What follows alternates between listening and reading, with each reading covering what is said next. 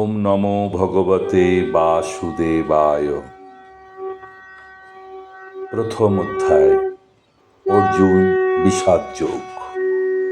অর্জুনের মোহ বা মনের বিষাদ দূর করার জন্যই গীতার অবতারণা। স্বয়ং ভগবান সঙ্গে থাকা সত্ত্বেও অর্জুনের মন মোহাচ্ছন্ন ও বিষাদগ্রস্ত হয়েছে, কারণ প্রথমে অর্জুন আত্মবুদ্ধি বা ঈশ্বর বুদ্ধিতে স্বধর্ম কর্মে প্রবৃত্ত হননি। তাই অজ্ঞানতার প্রভাবে অর্জুনের মন মোহগ্রস্ত এবং তার মনে বিষাদ ও দুর্বলতা এসেছে। অর্জুনের মতো প্রত্যেক মানুষের জীবনেই মোহ ও বিষাদ আসে। তাই ভগবান অর্জুনের মোহ ও দুর্বলতাকে লক্ষ্য করে সমগ্র মানব জাতির মোহ ও দুর্বলতা নাশের জন্য এই অপূর্ব গীতার বাণী উপদেশ দিয়েছেন।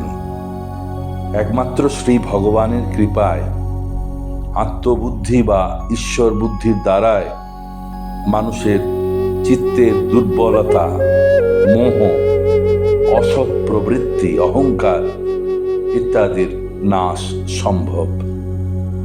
সকল কর্মপ্রচেষ্টার সঙ্গে ঈশ্বর বুদ্ধি বা আত্মবুদ্ধি রাখা একান্ত কর্তব্য এবং কর্মক্ষেত্রে কিংবা ভয়ঙ্কর যুদ্ধক্ষেত্রেই মানুষ স্বধর্ম পালন করেই আত্মজ্ঞান বা ঈশ্বর লাভ করতে সক্ষম। ধৃতরাষ্ট্র উবাচ ধর্মক্ষেত্রে কুরুক্ষেত্রে সমবেতা যুযুৎসব মামকা পাণ্ডবাশ্চৈব কিম কুর্বর্ত সঞ্জয়। ধৃতরাষ্ট্র জিজ্ঞাসা করলেন, হে সঞ্জয়, পুণ্যভূমি কুরুক্ষেত্রে যুদ্ধ করতে ইচ্ছুক আমার পুত্রগণ এবং পাণ্ডবগণ সমবেত হয়ে কি করেছিল? এখন প্রশ্ন, কুরুক্ষেত্রকে ধর্মক্ষেত্র বলা হলো কেন? জাবাল উপনিষদে বলা হয়েছে, কুরুক্ষেত্র ভূতানাং ব্রহ্মসদনম মোক্ষ নিকেতন, অর্থাৎ মুক্তি লাভের স্থান।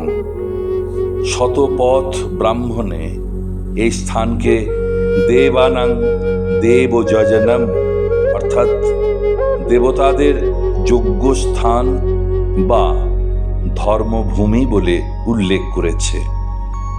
কৌরবদের পূর্বপুরুষ বিখ্যাত কুরু রাজা এই স্থানে হাল চালনা দ্বারা যজ্ঞ করে বর লাভ করেন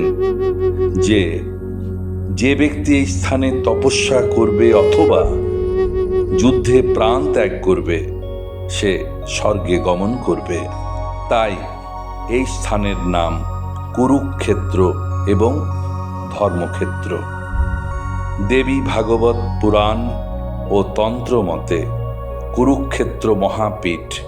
আবার বলা হয় কুরু অর্থাৎ ইন্দ্রিয় সকলের ক্ষেত্র, অর্থাৎ শরীর। সমস্ত সাংসারিক ধর্মের উৎপত্তির ক্ষেত্র হল স্থূল ও সূক্ষ্ম শরীর। শরীরের মধ্যে ইন্দ্রিয়গুলির বৃত্তির পরস্পর হিংসা, বিদ্যা ও অবিদ্যার, পরা ও অপরা মোক্ষ মার্গের সাধন হয়। এই স্থানে সকলের মনে ধর্মভাবের উদ্রেক হয়, কিন্তু যাদের মন তৈরি হয়নি তাদের কোনো পরিবর্তন ঘটে না। ধৃতরাষ্ট্রের মনে ভয় হয়েছিল, যদি স্থান মাহাত্ম্যের গুণে তার ছেলেরা শান্তির পথ নেয়। তার ইচ্ছা পাণ্ডবেরা ধ্বংস হোক। যুদ্ধের জন্য এতটা প্রস্তুত হবার পর যদি যুদ্ধ না হয় তাহলে তা দুর্ভাগ্য বলতে হবে। কিন্তু স্থান মাহাত্ম্যের প্রভাব কৌরবদের মনে কোনো পরিবর্তন আনতে পারল না। এমনকি ভগবানের সান্নিধ্য তাদের কোনো পরিবর্তন ঘটালো না। পাণ্ডবরা শ্রীকৃষ্ণকে ঈশ্বর বলে দেখেছে, কিন্তু কৌরবরা দেখেছে শত্রু বলে।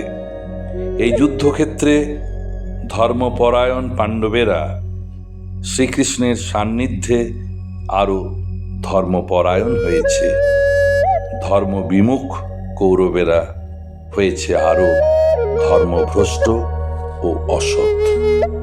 ত্বমেব মাতা চ পিতা ত্বমেব, ত্বমেব বন্ধুশ্চ সখা ত্বমেব, ত্বমেব বিদ্যা দ্রবিণং ত্বমেব, ত্বমেব সর্বং মম দেব দেব।